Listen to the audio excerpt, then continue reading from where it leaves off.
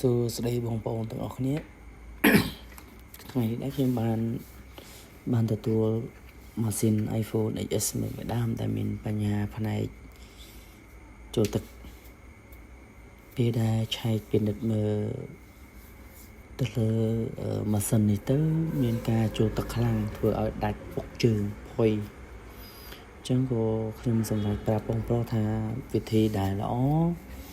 មានតែផ្ទេរខួរក្បាលទៅម៉ាស៊ីនមួយទៀតបានដំណើរការវានឹងល្អប្រសើរដូចមុនជាពិតទៅបត់ចូលទឹកក៏អាចជួសជុលបានប៉ុន្តែករណីដែលថាបើប្រើវាអាចនឹងឆាប់វិលត្រឡប់មកវិញព្រោះសារម៉ាស៊ីនចូលទឹក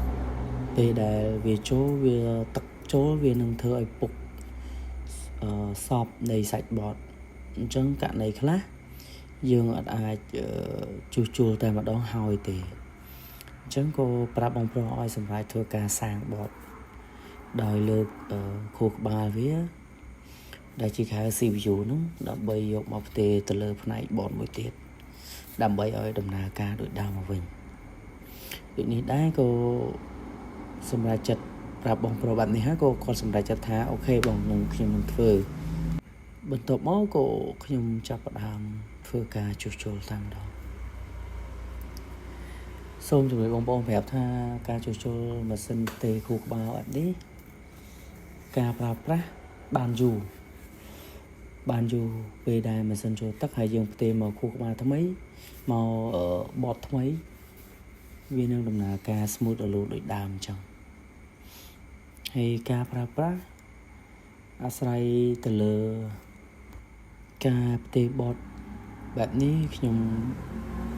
ធានាឲ្យបងប្អូនរយៈពេល1ខែពេលដែលម៉ាស៊ីនមានបញ្ហាបងប្អូនអាច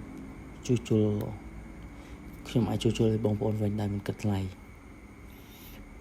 ការប្រើប្រាស់ខ្ញុំធានាប្រើបានយូរជាក់ស្ដែងពេលដែលយើងធ្វើយើងមានការចាត់ផ្សងហើយនឹងប្រុងប្រយ័ត្នទៅលើផ្នែកខួរក្បាលរបស់ម៉ាស៊ីនរបស់ភ្ញៀវអញ្ចឹងការជួសជុលវានឹងមានប្រសិទ្ធភាពខ្ពស់ហើយការជួសជុលបែបនេះភ្ញៀវចំណាយពេលវេលាតិចនៅក្នុងការរង់ចាំបើសិនជាករណីថាគាត់ជួសជុលទៅលើម៉ាស៊ីនឬក៏បត់ចាស់ដែលអត់សាងខួរក្បាលទេគាត់នឹងប្រើពេលវេលាយូរសម្រាប់ការស្វែងរកកំហុសសម្រាប់ការស្វែងរកកំហុសផ្សេងដែលវាមានទឹកជ្រាបចូលអញ្ចឹងធ្វើបែបនេះវាអាចនឹងលឿនជាងហើយអាចនឹងដំណើរការវាប្រើបានយូរវែងជាងអានេះយើងចាក់ស្ដែងយើងបានតម្លាក់ខួរក្បាលចូលទៅហើយយើងត្រូវការផ្លុំវាដើម្បីឲ្យឆាប់ត្រជាក់អូខេបងប្អូននេះគឺជាការធ្វើជំហានទី1ហើយបន្ទាប់មកទៀតយើងធ្វើជាជំហានទី2គឺយើងចាប់តបទី2នេះគឺចាប់ផ្ដើមតម្លាក់លើ memory ចូលហើយបងប្រុសក៏បានអាប់ memory ពី 64G ឡើងទៅ 256G ចំណែកការបដូរ memory នេះខ្ញុំធានាជូនបងប្រុសរយៈពេល1ខែដូចគ្នាបើសិនជាមានបញ្ហាផ្នែកណាមួយគាត់អាចយកមកសាកសួរឬក៏យកមកឲ្យខ្ញុំធ្វើការជួសជុលឡើងវិញបានដោយមិនគិតថ្លៃការជួសជុលដែលមានការប្រុងប្រយ័ត្ននឹងអាចប្រើដំណើរការបានយូរអាស្រ័យទៅលើការជាងជាអ្នកធ្វើជំហានបន្ទាប់យើងនឹងចាប់ផ្ដើម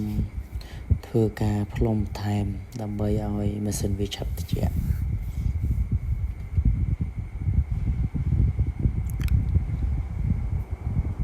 អូខេបន្ទាប់មកហើយយើងធ្វើការដើម្បីតេស្តតើពេលដែលយើងតម្លាក់ហើយគុណភាពហើយនឹងការបើកយើងចាប់ផ្ដើមបើកម៉ាស៊ីននេះគឺជាការបើកម៉ាស៊ីនតើម៉ាស៊ីនដំណើរការហើយយើងធ្វើតេស្តសិន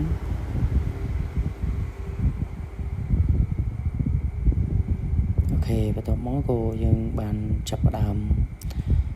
ទម្លាក់អេក្រង់ចូលដើម្បីធ្វើការតេស្តតើទូរស័ព្ទហ្នឹងពេលដែលយើងសាងហើយអញ្ចឹងតើវាអាចនឹងដំណើរការ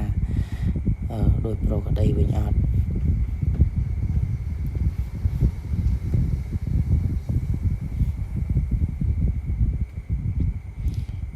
អូខេបើបងប្អូនមាន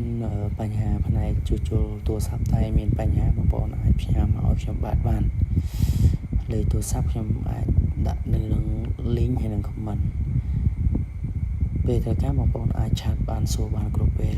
សូមអរគុណសម្រាប់ការតាមដានវីដេអូរបស់បងប្អូនទាំងអស់គ្នាអរគុណបាទ